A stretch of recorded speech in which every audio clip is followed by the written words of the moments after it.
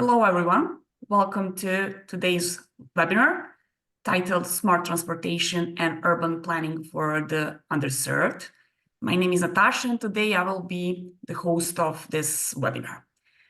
Before we start officially, I would like to mention that the whole webinar will be recorded, which means that once the version is available online, you can, of course, access it. Before I give the stage to our chair, I would like to just briefly inform you about a few details about the company. MDPI is a pioneer in scholarly open access publishing. We are based in Basel, Switzerland, and our mission is to foster open scientific exchange in all forms across all disciplines.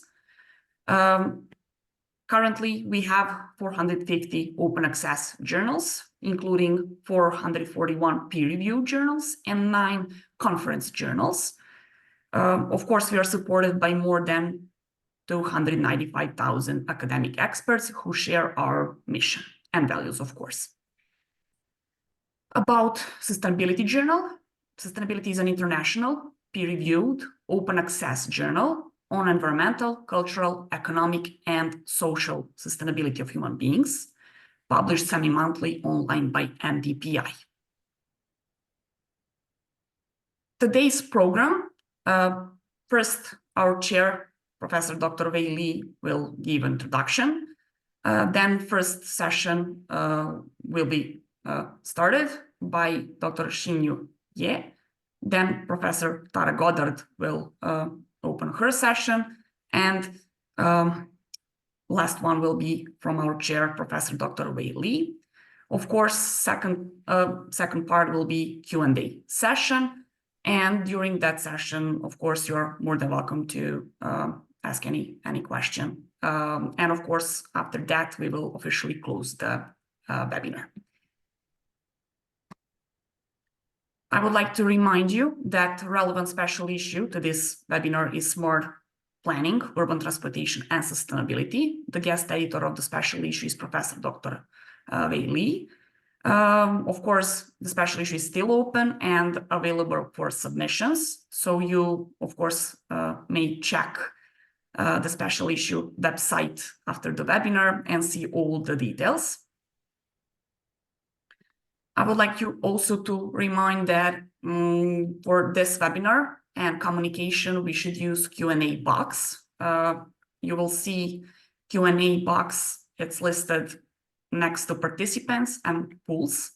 So do not forget when you send a question to write the name of the speaker that you are asking the question. And I'm glad to introduce you with our webinar chair, Professor Dr. Wei Li from Department of Landscape Architecture and Urban Planning from Texas University. Next one is our first speaker, Professor Dr. Xinyue from Department of Landscape Architecture and in Urban Planning from Texas A&M University. And our next speaker will be Professor Dr. Tara Goddard from the same Department of Landscape Architecture and Urban Planning. And Professor Li, the stage is yours. Okay. So you can start. Thank you so much, Natasa and MDPI, for this amazing opportunity. Well, good morning, good afternoon, and good evening, everybody from the globe. Welcome to this international webinar, Smart Transportation and Urban Planning for the Underserved. I'm Wei Li, Associate Professor of Transportation Planning from Texas A&M University. It is my honor to chair this important discussion today. Well, you have heard of this phrase before, innovate or die, right? In our very rapidly changing world, these words can make you feel anxious, right? Every week we hear that there is another breakthrough in AI, and I was like, hey, I'm lagging behind a little more. Well, I have seen that same mix of excitement and fear in the eyes of my students, colleagues, and collaborators from a lot of small towns. We came to realize that innovation isn't just for Silicon Valley. It's not some far-off concept that only the tech people need to worry about. No, I think innovation is a lifeline, especially for small towns and underserved communities around the world. I have seen firsthand how the right technologies applied thoughtfully can transform lives in places that feel left behind. The key, I believe, is not to innovate for the sake of innovation, but to harness these advancements in ways that serve all communities. When we do that, we can turn our collective anxiety into productive action and our fear of missing out into excitement for a more inclusive future. Today, we stand at a crossroad as our cities and our transportation systems become more and more smart. Our digital divide problem is getting bigger. It threatens to leave millions of people behind. But within this challenge is an amazing opportunity. It is a chance for us to reimagine how we design, implement, and benefit from the technological advancements in ways that are truly inclusive. Our webinar today isn't just about showcase the cutting edge research. It is about bridging gaps between the urban and rural, between the technology and community needs, and between academic silos of different disciplines and the real world problems. With my colleague, Dr. Xinyue, we will explore how integrating real-time weather data can revolutionize urban navigation and make our journey safer and more efficient. With Dr. Tara Goddard, we will discuss how to carry out a smart planning in disaster response, ensuring that no one is left behind. Then I will share insights on how autonomous vehicles can be a game changer for mobility in small towns. We will leave some short time for Q&A after each talk. Then at the end, we will leave the stage open for more questions from everybody. Well, are you guys ready? Awesome. Thank you very much. Let's dive into this exciting conversation. Our first speaker is Dr. Xinyue. Let's welcome Dr. Xinyue. Thank you. Okay. Thank you, Wei, and then thank you, Natasha. Thank you for all the my colleague Tara and all the audience in the webinar. So our topic is about how we can build affordable AI for social good. And I will utilize one of my recent research of enhancing the urban navigation with real-time weather plus data integration. You might notice I did a slight change of the title, just adding plus after weather. You will know why I refer to that. And if you want to know more technical details about my talk, there's two papers you can read. One is certainly relevant to this one is integrate the real-time weather data. The other is how to build a human-centered interactive transportation dashboard for underserved communities. First is why we need a kind of the real-time weather conditions, especially for underserved communities. The real-time weather conditions lead to the delays and the financial burdens to communities. Extreme cold and heat present serious challenges. However, the current navigation platform lack real-time weather integration. It's very much focusing on the distance and estimated travel time. So integrating the weather data into navigation system can help us to build a safer and more pleasing travel experience. Luckily, we can leverage some APIs like Open Weather, Google Map API, so allowing us to integrate information together to deal with some weather-related disruptions. As I said, the real-time weather data is especially useful for underserved communities. Firstly, the underserved communities, many of them have underdeveloped infrastructure. They are very vulnerable to weather-related disruption, and such disruption might lead to job and appointment delay. Especially in rural and flood-prone areas, the extreme weather will cause geographical isolations. It will further lead to vulnerable populations in the health and safety risks. Last but not least is how about we can provide some real-time information leveraging local knowledge to promote a cost-effective solution, lightweight solution. So that's what we do in this research. First is look at the large city versus small town in Texas. In my talk, I utilize Nolanville as a case. Nolanville is about near the suburban of the Austin. Austin has about 1 million population versus Nolanville is only about 6,000 people there. And with my colleague Wei Li and a group of other friends, we developed the Endeavor Institute, try to bring the smart technologies to small town America. By size, Nolanville is much smaller than Austin. However, regarding the representativeness, we have many more cities and towns as Nolanville than Austin. To do that, my colleague Wei Li leads a plan to develop many kind of the interesting transportation plans to connecting volunteers with more like a public transit plans. And my question behind that is, yes, we develop these routes. We also need lots of community engagement to provide us some real context information. The reason is for any spatial trajectory going through communities, it's not only the connection of many XY coordinates over time. It's also each XY will be associated with nearby temperature, nearby amenity, nearby service needs, or even nearby potential risks.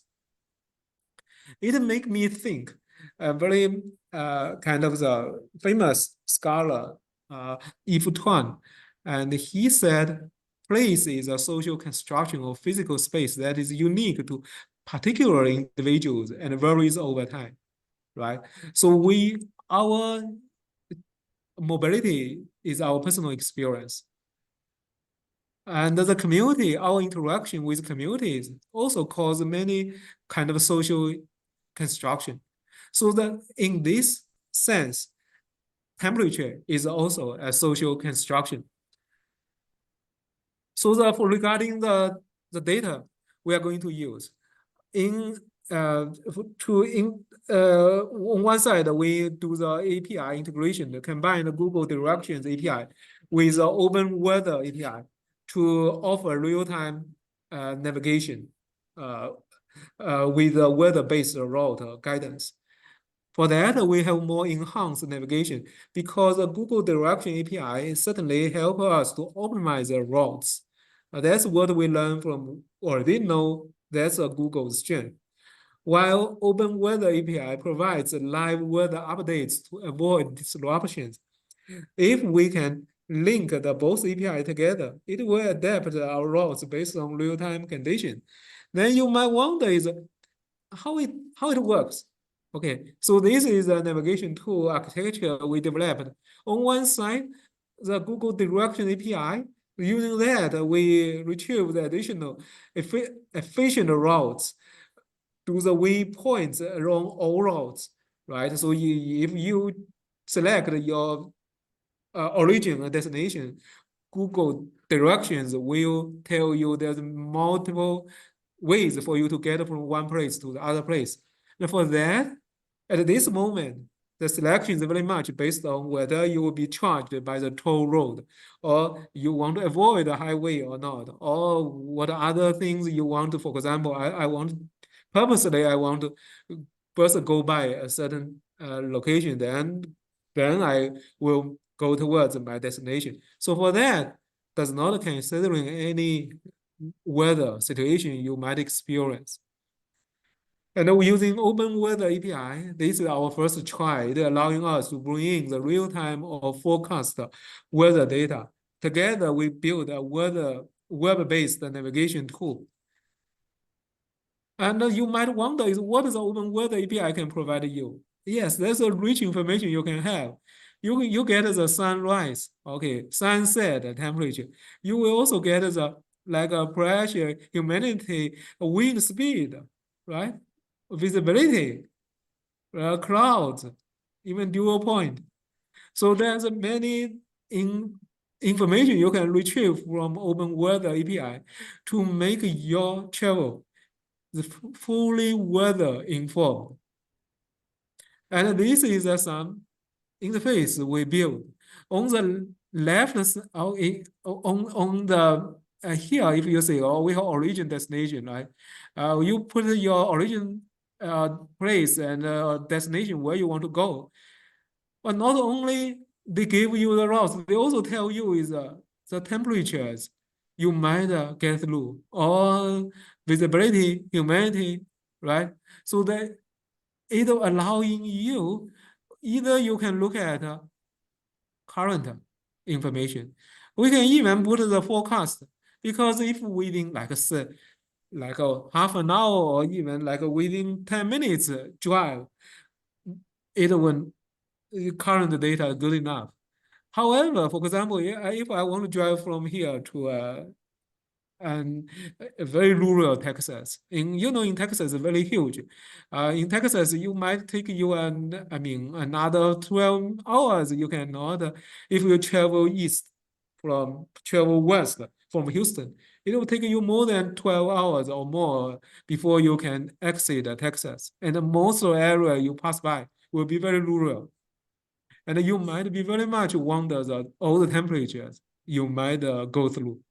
Right, and you can check the forecasting, or you can even look into the historical data. And as I said, travel.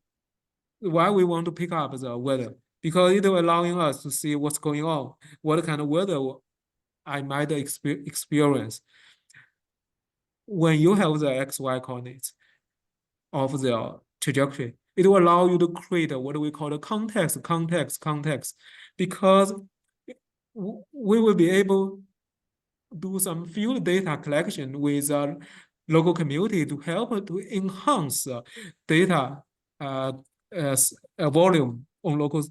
If you look at the Austin, usually will get lots of data because there's a lot of social media data, people's posts, people's description of point of interest in the underserved communities. Maybe the only landmark you find is the church, right? So there's not many point of interest there. So we can use this field data collection to enhance the local data richness. And we can even plot these kind of the audio, video data onto the map. This is one of the work we done for underserved community in city of Akron in Ohio. That community is very much troubled for overuse of drugs. And people described what's going on in this community. We mapped their audio videos into the map. Now they are becoming with a rich information background. So you know clearly if you pass through these kind of roads, what do you expect? So that same thing you will apply to the weather data. So for that, as I said, when you link it with different images, you can look at the street images before. Nowadays in Google Street Image, you will be able to see the district that maybe 10 years ago, 5 years ago, the image. So they're allowing us to better understand how the communities you will pass by. And because we will discuss how you feel, right? Temperature, how you travel by, is also a kind of a feeling experience. When you have more canopies, more like a artificial or the natural shading, you have different experience of the travel feeling about the temperature. So we can also capture your narratives, then link them as your travel experience. Right? This will even create some platform called visual community, allowing us to describe what we saw, what we feel. So a quick conclusion is we certainly will develop some tool to help a user to choose faster, efficient routes while highlighting the temperature difference or the personal experience difference. And we can allow not only temperature data, we can integrate additional data like no matter the wind, precipitation, or the other weather data. At the same time, as I showed you in other slides, with collaboration with the local communities, we can also add the other factors like safety concerns, right? Because if some infrastructure may be less reliable, so you might bring the caution to the travelers who pass by. So you won't let them know. It could be added another layer. And last but not least is people from underserved community, they might need lots of service needs about healthcare, grocery stores, and community centers. These can be added into the navigation tool to highlight and help them to travel to get the help where they need. Okay, so further, if you have more questions about technical details, please check on these two papers. Thank you. I will hand over the time. Yes, very, very good. Thank you very much. I've got this question, Dr. Ye.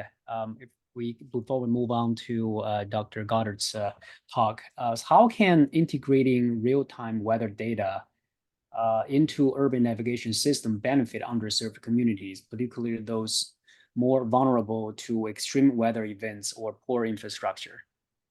Yes, I well prepared the question. Yes, so the integrating real-time weather data into the urban navigation system can benefit underserved communities by providing timely information that help them avoid unsafe travel conditions such as flooded streets, high winds, or icy roads. These communities may often lack the resources to cope with weather-related disruptions. I remember when I was in the northern Ohio, after heavy snow, then in underserved community, it take them like 1 or 2 days. The snow melted by naturally. And in the wealthy communities, it's already been cleaned. So then any Google map will not tell you how you can travel by, or will tell you cautious on certain roads where the snow has not been cleaned.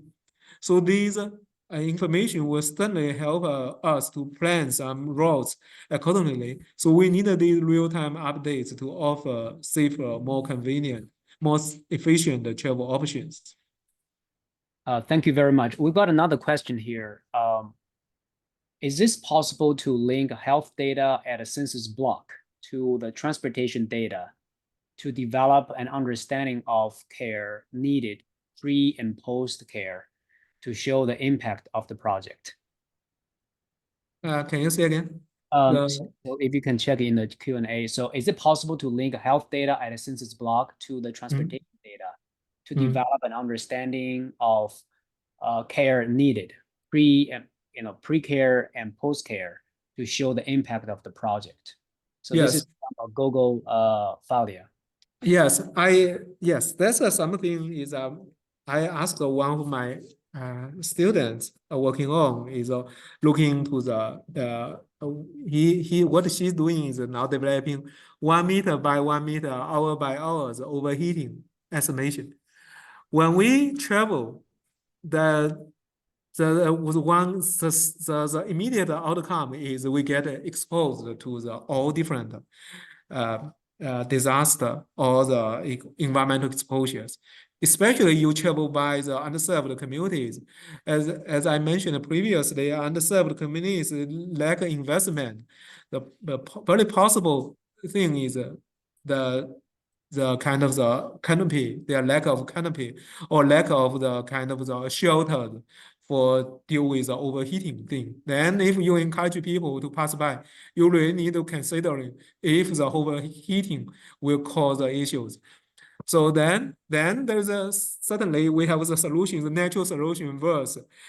You also need to let people know where is the nearby clinic. The other way is if we know now, know earlier, whether there is some way of doing landscaping or creating some shelters, right, to avoid things. Now we know clearly the overheating will become a new norm. That's right. Thank you. Fantastic. So we've got another question, but we'll leave that question at the end. We're going to have open stage for all questions to all presenters today.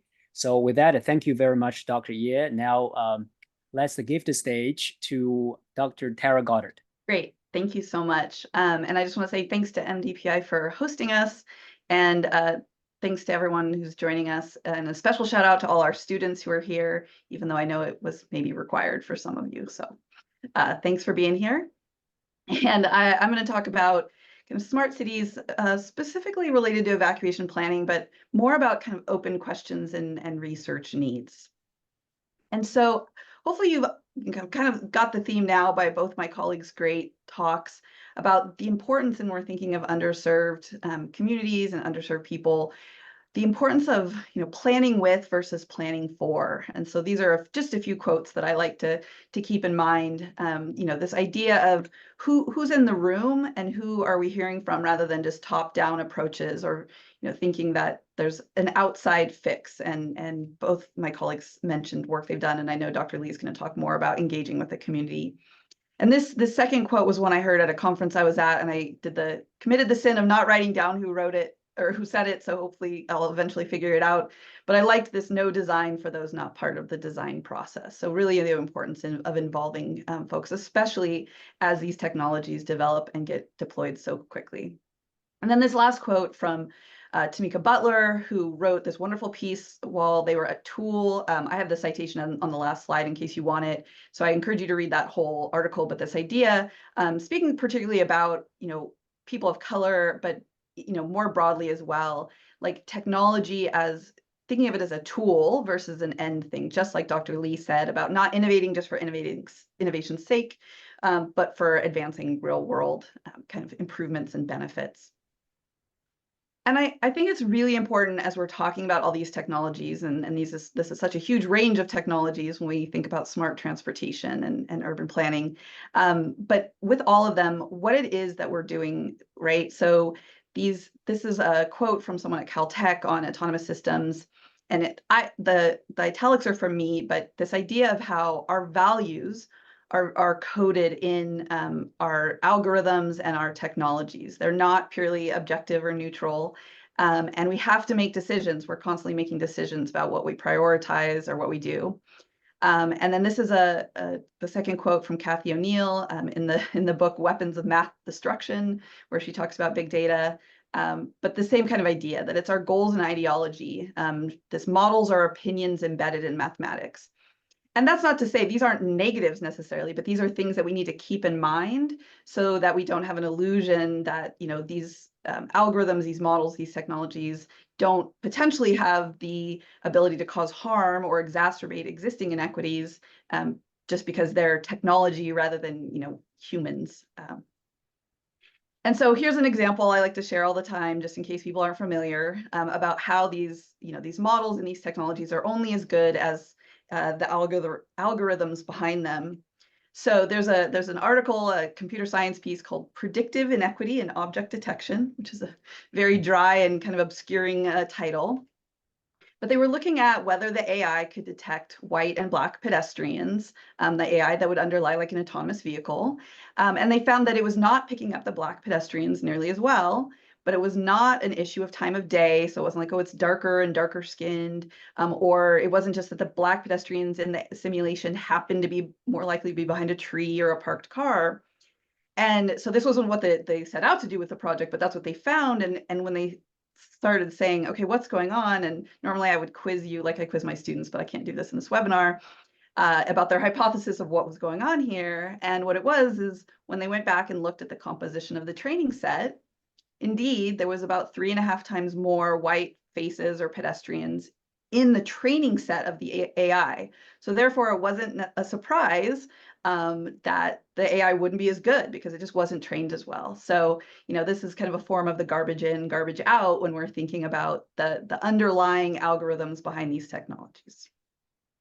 Okay, so shifting a little bit, I wanted to talk about specifically, more of the AI in transportation technology, or in, the transportation field and space, and draw your attention to this really great resource by Autumn Ray, who did this report for Eno on understanding AI and transportation. And it's a great primer for those, just kind of getting interested in this area and trying to get up to speed. She lays out some really nice definitions so that we're kind of talking about all the same things, because we see this a lot with these technologies and these terms conflated or thrown around, and it's hard to know. So, but she also has this quote, it's not as easy as just taking existing algorithms to transportation challenges. And that's because, for lots of reasons, some that my colleagues already talked about or alluded to, transportation both has its very kind of logistical aspects of just moving pieces around, but then it's got people, right? Our whole system is made up of people, and people are messy and behave in unpredictable or quote unquote irrational ways. And so it's a challenge to apply these in that space.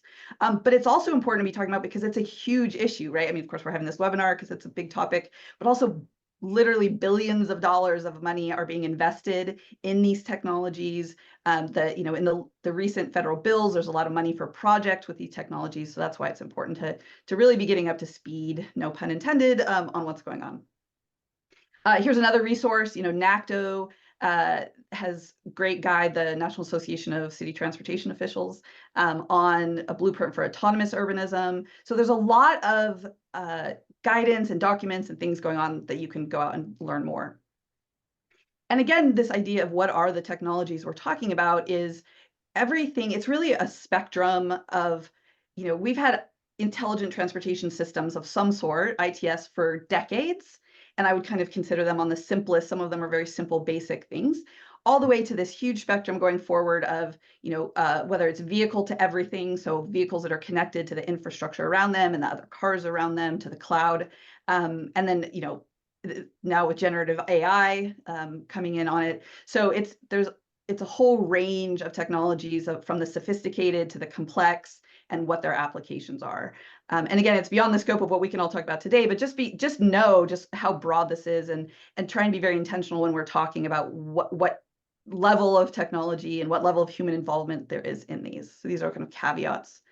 And one thing that I have seen, as this has just happened so quickly and changing so quickly in the recent years, is you have this huge influx of people that are coming from the tech world and the user experience and user interface world and those type of things, versus the folks who've been doing transportation planning and engineering for decades. I mean, not just the people, but as a profession.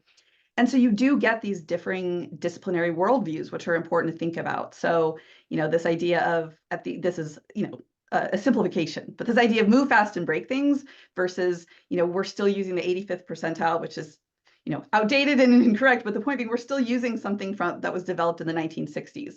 So the transportation planning and engineering profession is a lot slower to change, which isn't necessarily a bad thing, but this does cause potential conflicts as we see these technologies developed and deployed.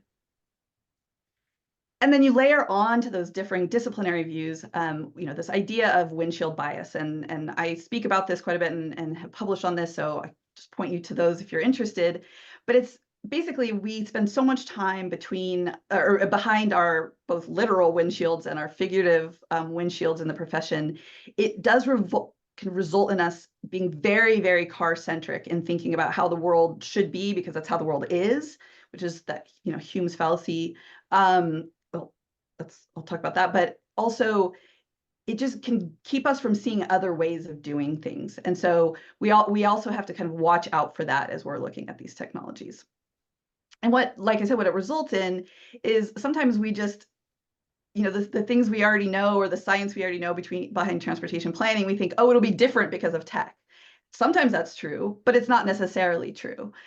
So we have to be, watching for that. And on the right there, I have a graphic that I think is from NACTO originally, where, okay, if we're talking about in the day-to-day operations, just having lots more lanes doesn't necessarily result in better flows or more efficient or solve congestion. There's other ways to move more people more efficiently, but somehow we think like in a disaster situation, that's totally different. And so I think that's something we just have to be watching out for. Okay, so specifically in the context of disaster, there's a ton of needs and opportunities, more than I have time to cover. And I specifically look mostly at the planning, kind of and mitigation before disasters, and then also during response, what are evacuation needs? And these are just some of the many needs in, kind of emergency planning and management.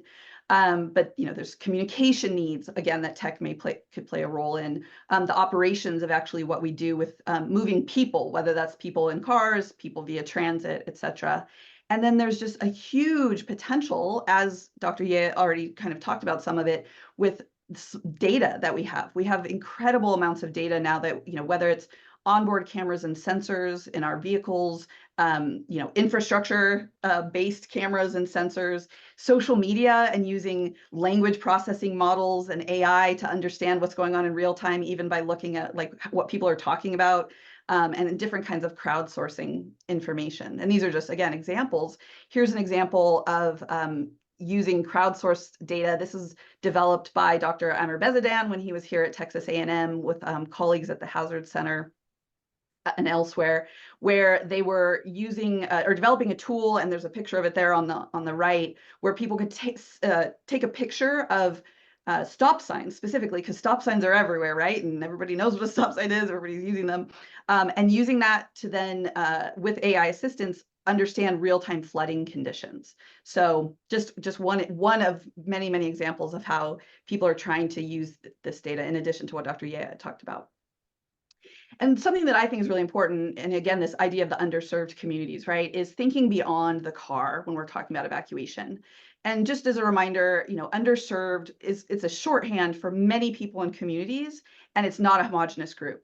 So we're talking about, so when you're working in this area or think about this, it's like really what is the actual context you're working in, or what are the communities, or what is making people underserved, because that's going to be different, and therefore different solutions or interventions. Certainly in evacuation, the FEMA term and definition of people with access and functional needs, which again, a lot of different people with disabilities, people, age, driving. This is a great book. I have a picture there about when driving is not an option, and realizing, a lot of people think, oh, this is a small fringe group, but this is 20 to 30% by some counts, or even more, depending on the community, of people in any one community are not drivers. Again, age, disability, whether they're kids or older, they have physical mobilities, cognitive differences, et cetera. So this is this is millions of people that we need to be thinking about and planning for. And then when you start intersecting things with race, with income, with rural versus suburban versus urban, right, it can really be compounding. And it's not just, if we only think about car evacuation, it's not efficient, and it's often unsafe for both citizens and first responders. So just a quick example, I did a study where I went and looked at the transit and paratransit evacuation of a wildfire in California in 2021. And the local transportation district ended up evacuating successfully. It was a success story that they were able to evacuate, kind of all their existing riders. But one of the things that came out of that was they also were the de facto, essentially, evacuation for the unhoused population in the area. And yet it wasn't really, people that were experiencing homelessness weren't being planned for or thought about that much before the event. And so this is a quote on the bottom there from one of the people at the district who said, oh, we need to get someone said, like an emergency professional, so we need to get our residents out, via their cars. And they said, these are residents too, just because they're not in homes or they don't have cars, they're still residents who we need to be planning for. And then, there's a lot of, I think, challenges with the underserved or the thinking about the invisible because of the transportation profession itself. So most of us don't get training. We don't think of ourselves as being part of the emergency, management and emergency response world.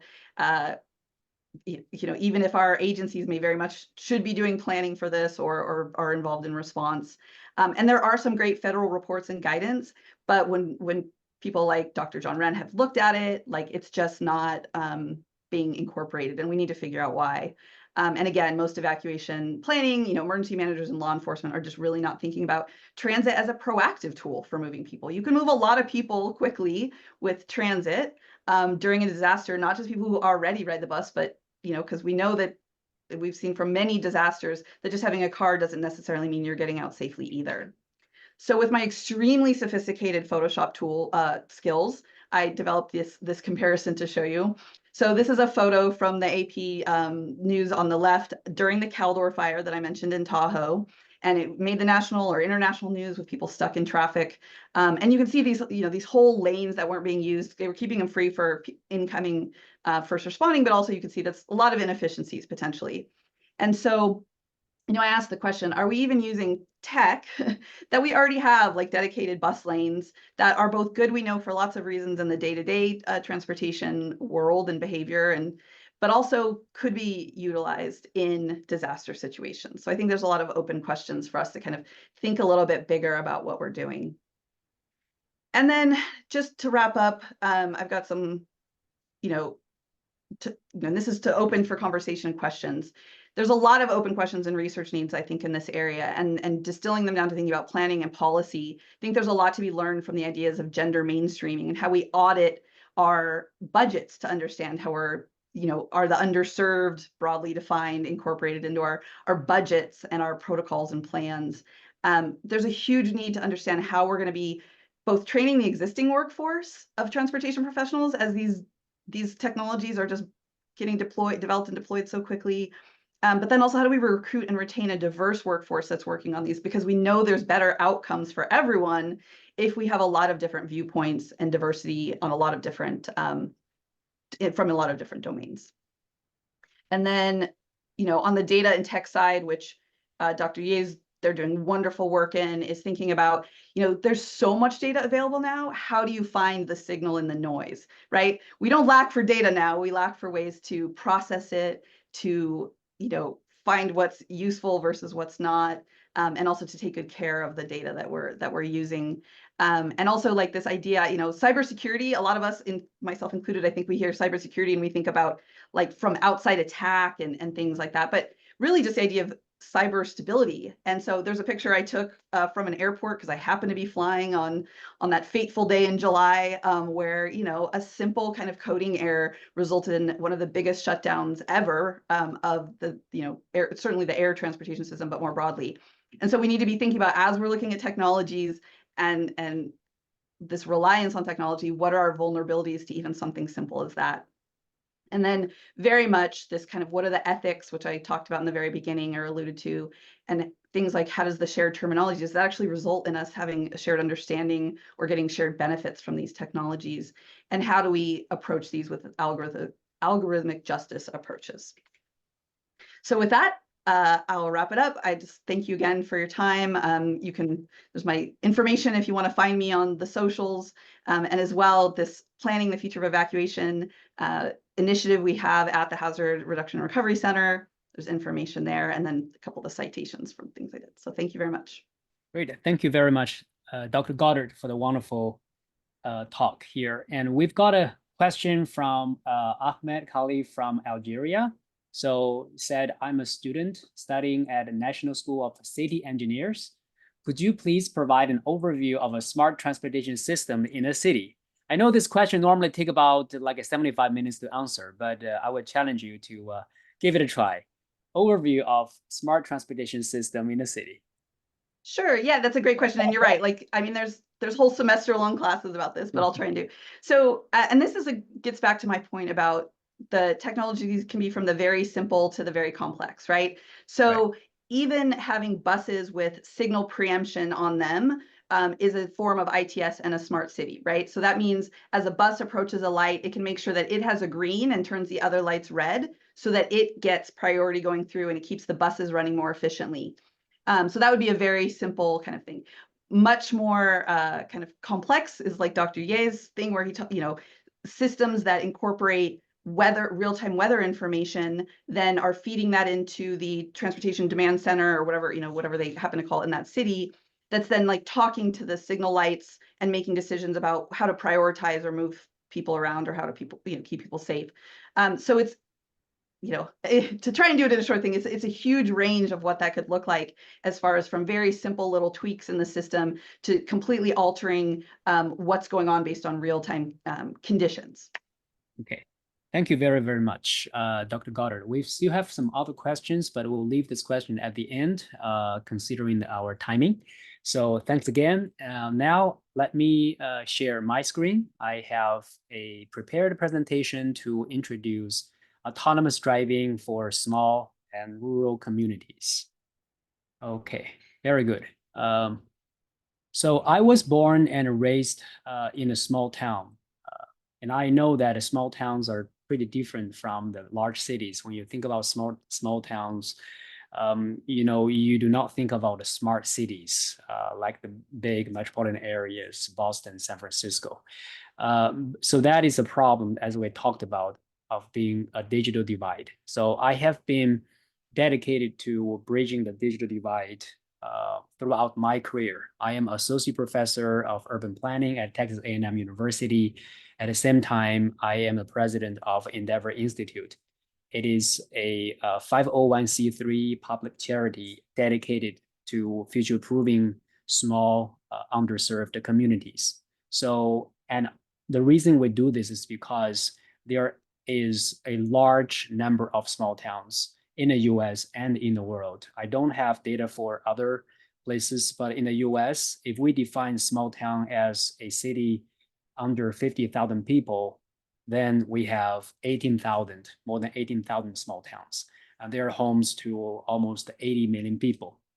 Many people who live in small towns, they love these quiet, nice, quality of life and peace. And if you have good transportation, small towns are a wonderful place.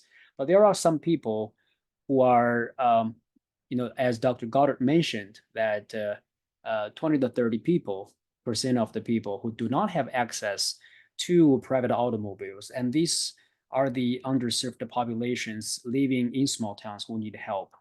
Transportation is very important for them to fulfill their day-to-day life, for their access to transportation. So several years ago, we have prepared to launch a demonstration project to show whether we could use the cutting-edge autonomous driving technologies to bridge the gap in transportation need in small towns. And we launched this project in a small town called Nolanville, which Dr. Ye mentioned earlier about the location of Nolanville. It's a town with 6,000 people in Central Texas. So this is the place where a large number of populations who are senior citizens and retired veterans live. And so it's a wonderful small community, wonderful leadership there. So we launched the program called Endeavor Ride in 2020 during the COVID time. So this service was designed to provide both transportation and telemedicine services to residents of Nolanville. Let me show you some more pictures of the service. So this is the tailgate area, and this is the area where users could use to carry out telemedicine sessions with the doctor. And there are technologies that we set up in the tailgate area as a simple clinic. So these are the instruments we use to measure the vital signs, the height and weight of the users mounted in the car. And we also have remote diagnostic devices, which are used to help the doctors to carry out diagnostics among patients. And what you see here is a partition that we install right behind the first row. And this is a place where we conveniently mount these devices. And it's also a place where patients could carry out the telemedicine sessions with doctors. So in terms of requesting for services, it is open to residents in the state of Nolanville. They could use an app or text message or phone call to request the services. And it's very interesting that we found that text messages are the most commonly used way to request services for transportation and telemedicine. I'm going to show you a few slides which shows who are we serving, where do people go. This is a map of Nolanville, and this is a map that shows a region and destinations of all the trips that we have received during our data collection time. You see most of the trips, they started from a north part of Nolanville. So even though this small town is divided by two parts, north and south. So the north part is more of people who need help. So lower income populations in the north. And the city is divided by interstate highways. And a lot of trips are actually into the neighboring towns for healthcare services and grocery shopping. And the major locations are, this map shows the major locations, as you see, hospitals and shopping centers and so on and so forth. So on a monthly basis, as you can see here on this table, most of the trips are to fulfill the healthcare needs. It's about 40 trips per month.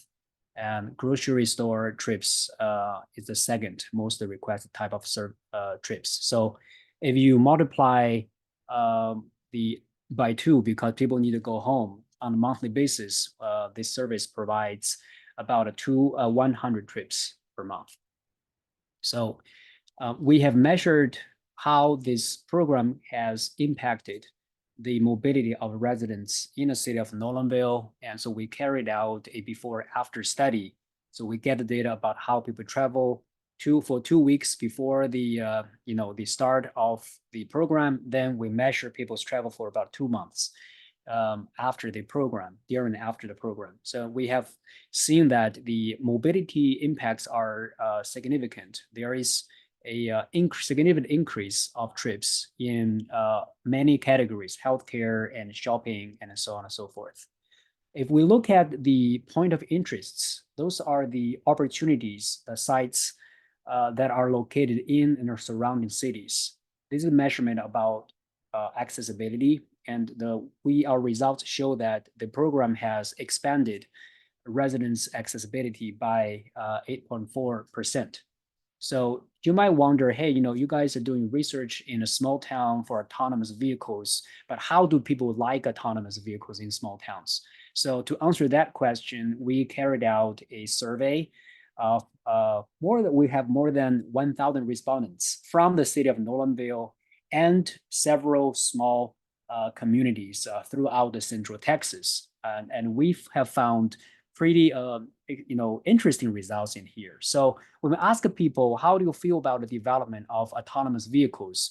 And our results, which is showing on the left, versus the nationwide results showing on the right, as you can see, actually 76% of the people are enthusiastic about the development of autonomous vehicles versus only 40% nationwide.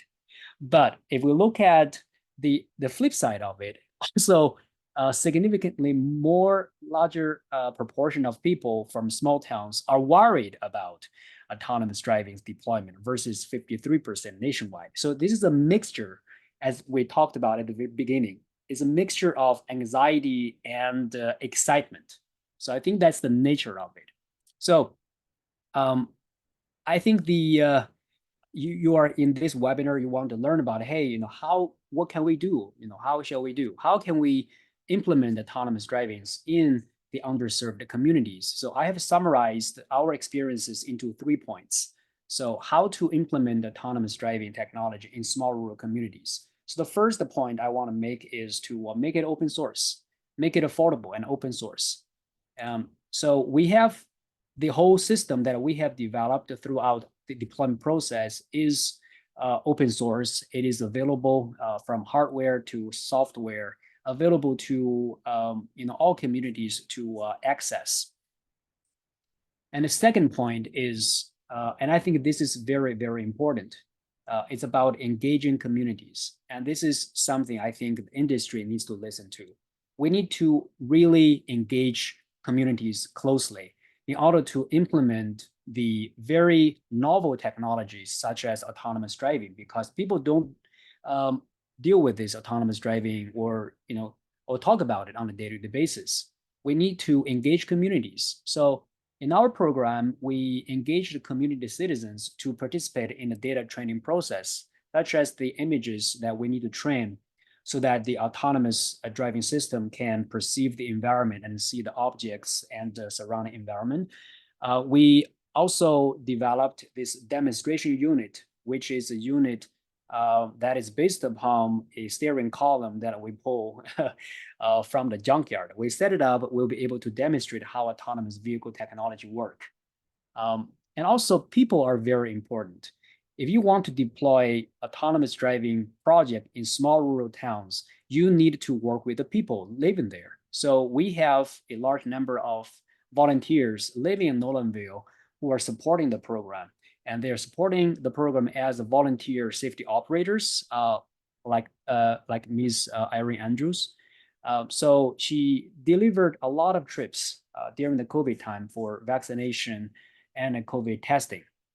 So I think this is a thing, as Irene once mentioned to me, say, Dr. Li, I really love this program because it is a program that it's run and backed by people. And now I'm a safety operator. One day in the future, I may become a user of this. So with the support of volunteers like Irene, we'll be able to gain support from the communities. And of course, we carried out a series of a demonstration, in the communities, engaging, community members, make it exciting for kids, for peoples of all ages living in a community. And we carried out focus group studies and interviews to gather insights from people, from the communities, from the users regarding how we might design and improve the services to meet the mobility needs. So a lot of the very hard work has been recognized nationwide and internationally. The community really love our work, and we receive a donation of a big bus, which we will retrofit to make it added to our future autonomous driving services there. And you just saw this map, which Dr. Ye showed. It is our long-term vision that provides fixed routes autonomous driving service in the city of Nolanville, connecting people from Nolanville to the regional transportation centers. So I spent a lot of time on the second point, engaging communities, very important. And the third point is empowering young talents. We need to empower the young talents, high school students, middle school students, and university students, because they are the future. And we need to educate the young talents so that they will develop a value of serving communities, serving people, using emerging technologies to benefit people most in need.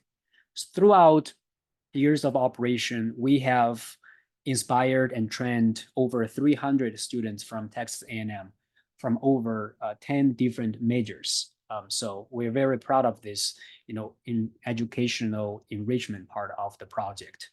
So you might ask, why bother? Why bother developing a separate system, for small rural towns, just like what we have been doing? There are companies like Waymo, Cruise, wonderful autonomous driving companies have the very powerful technologies there. Why bother doing all the work that we have been doing? So, and I think my understanding is that I use the grocery store as one example. We buy stuff, we buy food from grocery stores. Most likely, most people, they buy food from a large grocery stores like Walmart and other stores in different countries with different names, big names, grocery stores. And these Waymo, Cruise, these leading autonomous driving companies, they will be in the future, they will be like providing this food services in a grocery store, like chain grocery provider. But organizations like Endeavor, our aspiration is to serve people like a food bank. Even though all cities have large grocery stores, but almost all cities have a food bank or whatever you call it to provide food for the underserved populations. And I think the vision for us is to, serve people, serve the underserved populations, provide the needs of mobility needs for the underserved populations. So that's the long-term aspiration we have.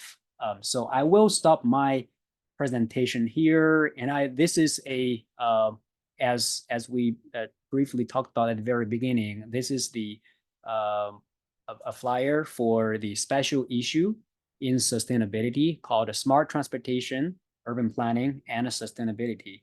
The deadline for submission is November 20th, 2024.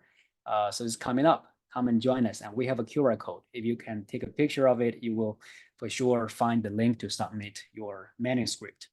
I will stop the sharing my slide, and we have about half an hour time for questions and answers. So Natasa, see, our time management is perfect.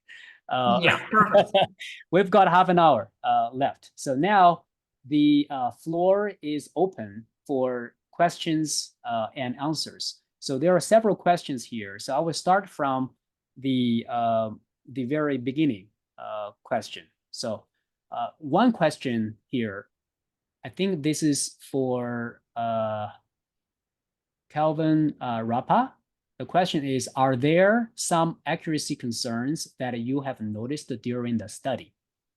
So the question is, I think this question is geared towards Dr. Ye. Yes, you're right. Okay, so when we talk about accuracy, yes, so think about when we travel from one place to the other place. At the beginning, they tell me it's 20 minutes. Later, end up, it'll become 14 minutes. When we are on the road, there's all other factors that could contribute to it's probably sometimes because of algorithms area, or because of in the real world, there's many other factors that contribute to your travel. So I would say is any kind of the accuracy is very much will be very flexible. However, if you want to ask is how good we integrate the APIs, it should be, it's totally, it's very solid. I mean, the integration of API is very solid. Only uncertainty is because of the data. Especially on one side, Google travel, their data is not 100% is accurate. On the other side, your real-time temperature data will also change, right? Thank you. Thank you very much. And so here we have a question from a student. Name is Sinara Farlani. So I'm a PhD student in Brazil, researching the potential of green schoolyards. I live in the southern region, which has been heavily affected by flooding this year and last. How can real-time climate monitoring be integrated into transportation planning to ensure schools serve as effective climate shelters in areas with limited access to technology? I ask this because some small towns here recently lacked even basic services like Wi-Fi and electricity during extreme events. What are your thoughts on this? Is there a way?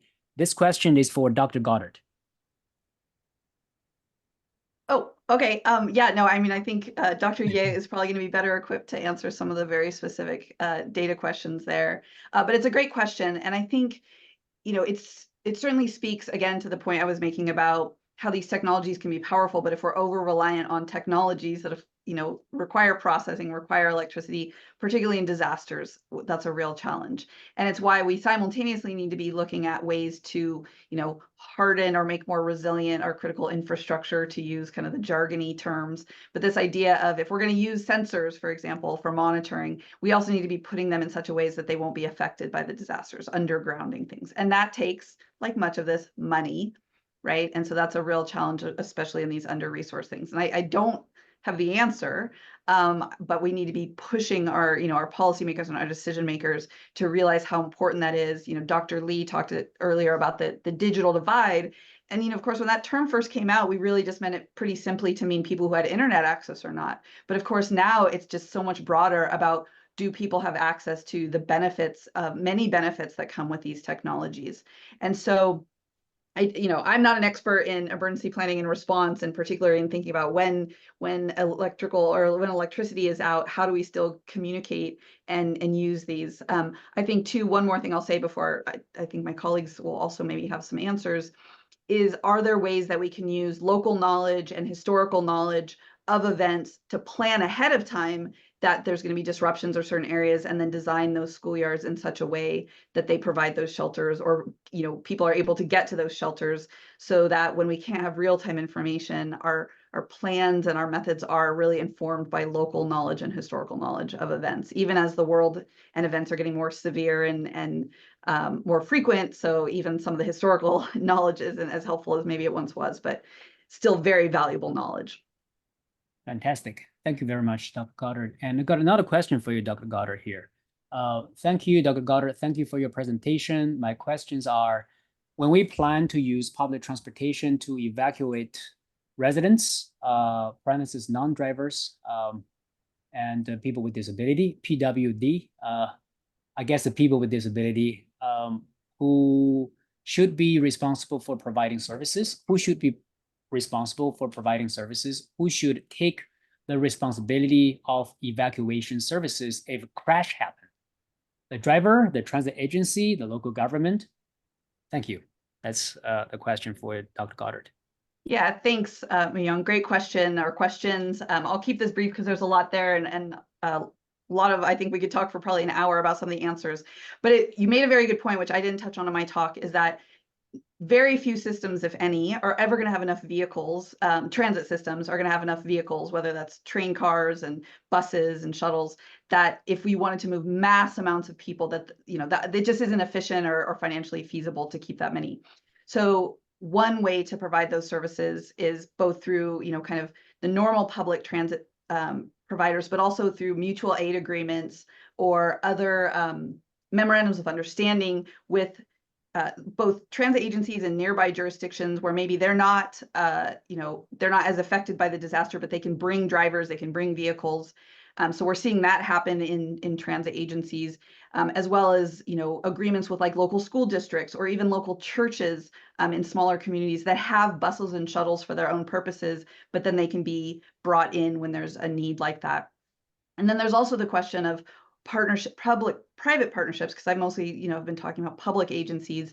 There's been some really great work out of places like Berkeley, looking at what are ways that in disasters we could have partnerships with ride-hail companies, for example, that can help. There's been quite a few people have used ride-hail with different disasters, not only kind of storms and everything, but even things like recent mass shootings, and making sure that there's agreements or regulations, and not just necessarily relying on their goodwill, but they have done things like capping surge prices or even providing free rides in urgent situations. So I think there's a lot to explore there. The insurance question, I'm not an expert in that, but I think a lot of that, where if it's a transit agency and there's a crash, it's under their same, hopefully, again, I don't know that much about insurance, and I think it's an important topic. Under their, what would happen with an existing crash? It wouldn't be on the driver necessarily, or hopefully, there's like existing mechanisms. So then just kind of broadening them so that they incorporate that versus needing to invent whole new systems to deal with that. Thank you very much, Dr. Goddard. Next, the question is from Wei, and this is, I think this is for me. And let me read the question. The mission and work of Endeavor is admirable. My question is, do you think the technology can be used to support volunteers to deliver food from local food banks to people with food insecurity issues? This means supporting volunteers to do the AV work. In our city, we're not short of volunteers who want to provide this kind of services, but we need technology to help them to do the work more efficiently. Any suggestions? I think this is a wonderful, wonderful question. I agree with you completely that communities like Nolanville, like the community that you live, are full of very warm-hearted people, full of people who have the willingness and can hard to help people and who have time. Just as Erin Andrews, the volunteer that I highlighted in my presentation, she was a retired teacher. She has time and she wants to help people. And this is a large reservoir of resources that our system has not tapped into in the past years. And we talk about technology, we talk about investment, we talk about a lot of things, but we have not actually carefully thought about resources that we can get from communities. If we want to sustain any autonomous driving projects in a small town or any smart city emerging technology related project in a small town, we need to fully mobilize the people and establish a strong base of volunteers to help. And your example use case of food security issues, delivery food from the food bank, this is actually amazing and opportunity. And I think this is the right direction to go. There are programs like Meals on Wheels programs across the US, and the food banks are also across a lot of places. And these places are the ideal user cases for autonomous driving. And so the volunteers with proper training would be able to, serve as the safety operators of these communities, and they can become the strongest champion for utilizing autonomous driving to serve people. And we all think about, hey, people are worried about safety and everything about autonomous driving after accidents here and there. And so autonomous driving industry actually has suffered. But if you really ask people and work with people in communities, then these people can serve as your strong champions. And I think that's the way we can build public trust.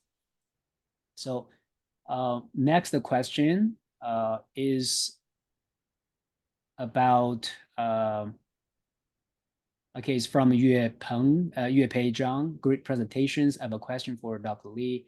When conducting a survey with rural residents, what do you see as their biggest challenges or concerns from their perspective? I can provide some feedback, and I think Dr. Goddard and Dr. Ye also have experiences of carrying out survey, and we do a lot of surveys, we're living breathing surveys. So one of the biggest challenge is the low response rate. And that's the low response rate. So because people these days are so busy and they are so distracted by so many things, phones and technology, so many things. So when it is very hard to reach people, especially people in the rural areas, very hard to reach them. So in the survey that we did, we got over 1,000 responses, but what we did, in a very primitive way, we mailed out postcards with the study information on the postcard. We sent it out to the people, and the response rate, it's about 2%. It's a little low, but 2%, it's somehow has become a magic number that I have seen through multiple surveys.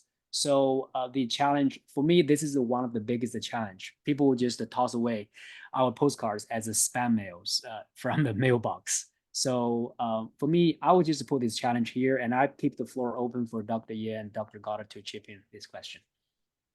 Regarding the survey technology, we really need to change our mind setting.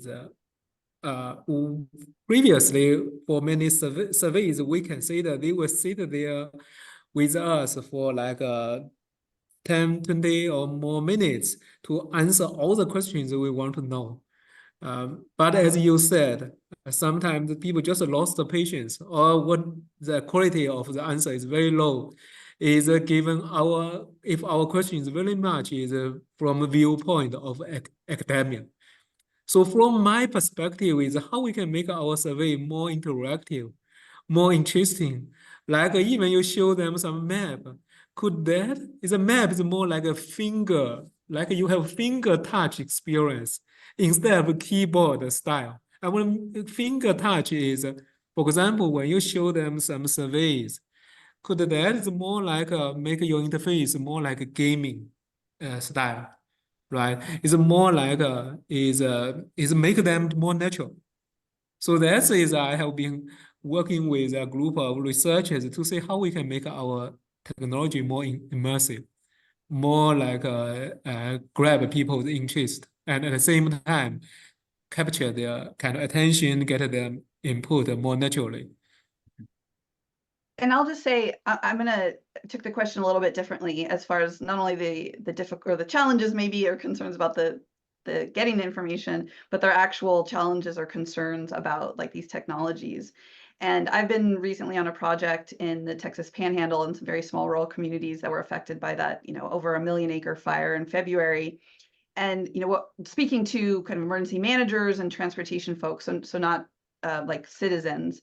And what we're really finding is that we have this, maybe I think some people have this idea that rural communities aren't as tech savvy or as willingness, and that's not true at all. Like a lot of these communities are very tech savvy, or the professionals in them and everything. And they're certainly open. They're very much see the possibility for these technologies to improve the conditions for them.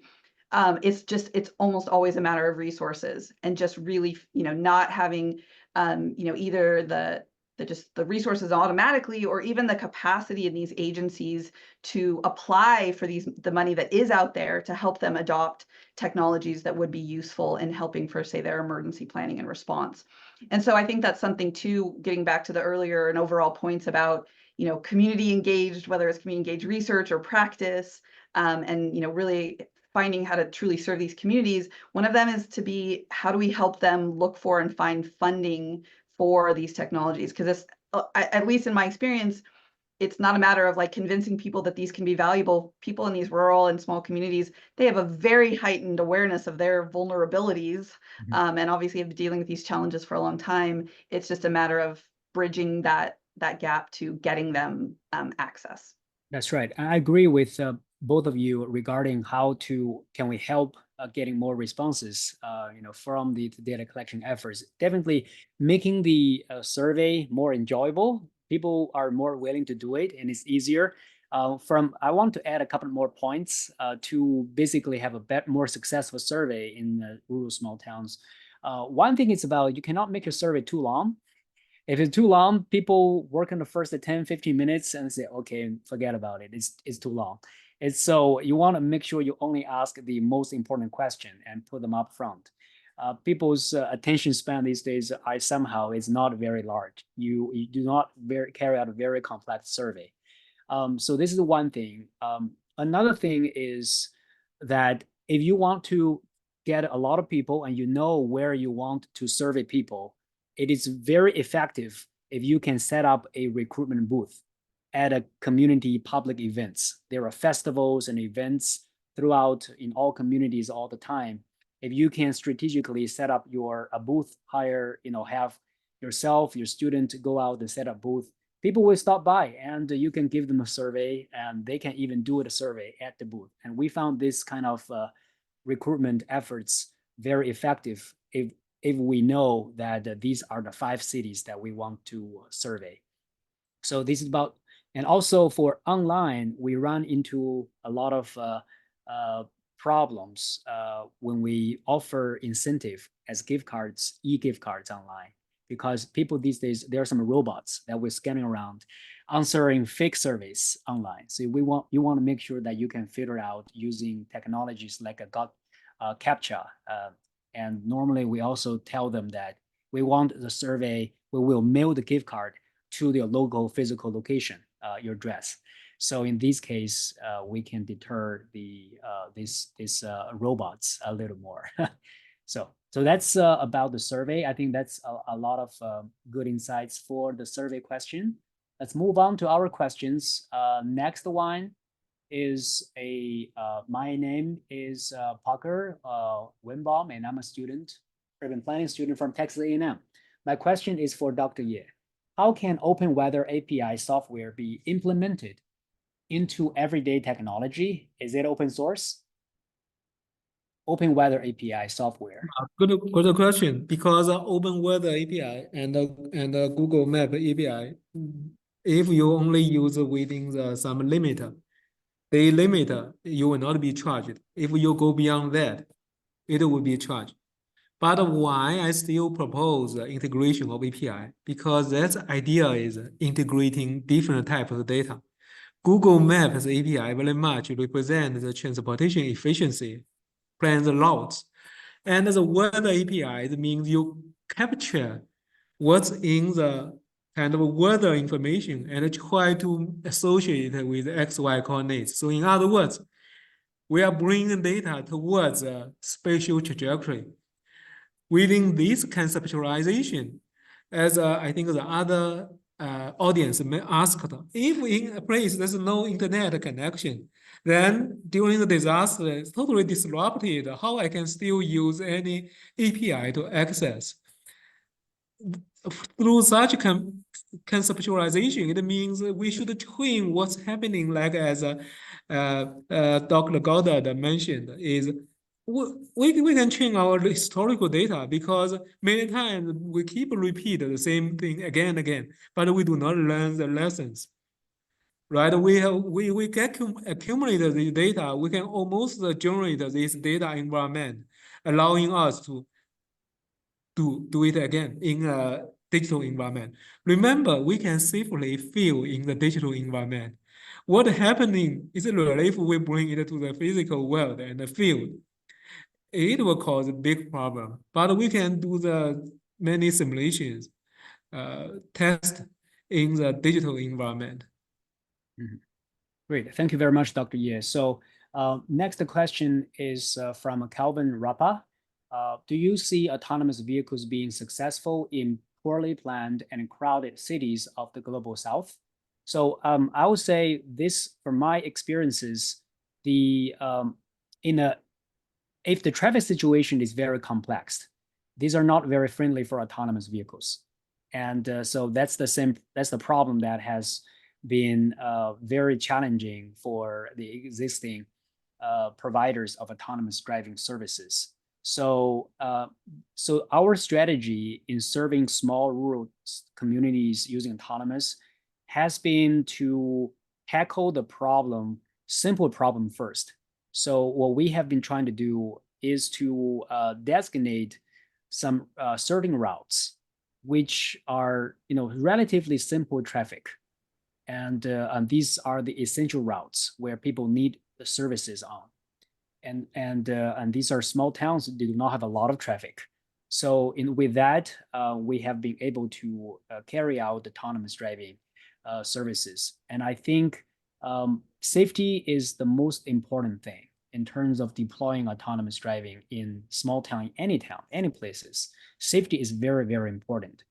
If you want to deploy the autonomous driving in a city where traffic is very complex, people do not follow traffic law that much, and it's very crowded, you need to have good strategies and algorithms about how you want to deal with it. You should answer this question first before before any deployment efforts.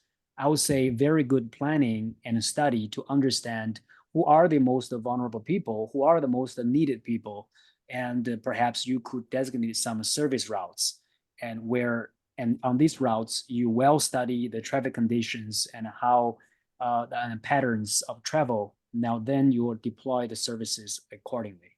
So I hope that answers your question, but it is a very important question that it's the future. How do we deploy autonomous driving in variety of situations? But our approach has been to follow the simple route, follow the simple approach, kind of like deploy railroads in the small towns, fix routes, which are the most important ones, and deploy autonomous driving. They loop around safely and in a very boring way. I say they are very boring because just loop around, they're very boring. That's our approach. And I would like, can I add to that, Wei? So, and I think too is stepping back and even asking the question, like, what is the problem you're solving, or what are you trying to achieve with those autonomous vehicles in the crowded places? Like, are they even the right tool? So, if we're talking about private vehicles, that's one thing. But in general, the downside of autonomous vehicles is they still take up space like vehicles. They still maybe pollute, whether it's from tailpipe emissions, or if they're electric, then they have brake dust particles, as well as tire particles. So there's a lot of reasons that autonomous vehicles, they're solving some problems, not others.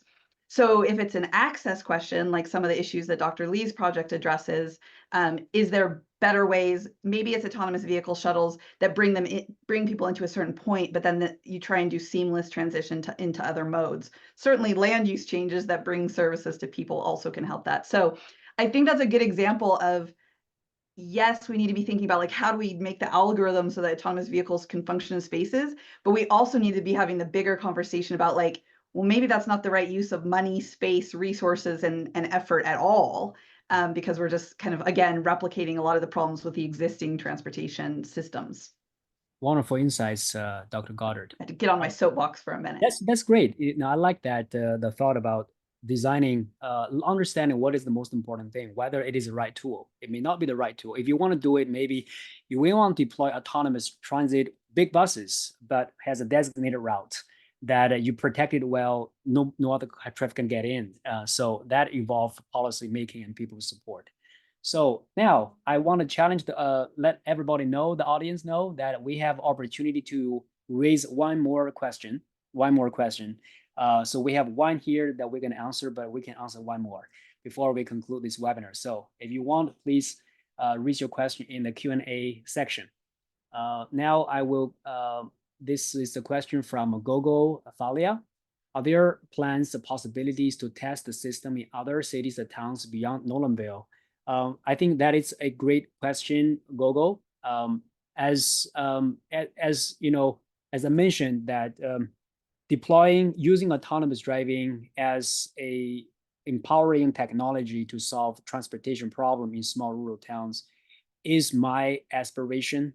It's a commitment that I have made as my career. I've done it for almost 10 years. I want to do it for the next 30 years. So, and I tell everybody about it. That this is something I want to do for the next 30 years of my life. And I do want to implement the implement awesome projects to give people mobility who live in small rural communities using autonomous driving together with other technologies to solve people's transportation problem. If the audience, if you're interested in initiating research projects that empower small rural communities, solve their transportation problems, please reach out to me, Dr. Goddard, Dr. Ye. We're all here. We want to create values for society and create research and create services. So okay. Now the next, we got one here. Zhihao said, right, our food bank only has one truck for Meals on Wheels. Can we collaborate on this? Of course, yeah. Yihao, yes, let's do collaborate on this. Find an opportunity to do this in the future. Okay, thank you so much for the questions. As we come close to this webinar, I am filled with a sense of excitement and possibility. The insights that we've shared today from Dr. Ye's innovative work on the integrating real-time weather data into urban navigation to Dr. Goddard's critical questions about equitable evacuation planning and exploration of autonomous vehicles in small towns. We have painted a picture of challenges and opportunities before us for the digital divide. The digital divide we discussed today, is at the beginning of our session and throughout this session is not a barrier. Let's not think of it as a barrier. I think it's an invitation to collaborate, to innovate, and reimagine how we can use technology to serve all communities, regardless of their size or location. That's why I feel so thrilled about this special issue. We want to see research that addresses the unique transportation and planning challenges of underserved communities, both urban and rural. We're looking forward to see papers that examine the potential of emerging technologies like digital twin, autonomous vehicles, AI, IoT, in creating more inclusive and accessible transportation system. But it's more than just papers. We're calling for collaboration. The complex challenges we face in bridging the digital divide and creating truly smart and sustainable and inclusive transportation systems, they cannot be resolved in silos. We need a collaboration. We need computer scientists, engineers, social scientists, planners, academics, partnering together with industry innovators and community leaders. As today, as you leave this webinar, I challenge each of you to reach beyond your usual circles and form some unexpected partnerships. Challenge your assumptions and think critically, really, about how your work can contribute into bridging the digital divide, how we can ensure that the future we are building is the one that leaves no community behind. And more importantly, like, keep the needs of the underserved communities at the heart of your work.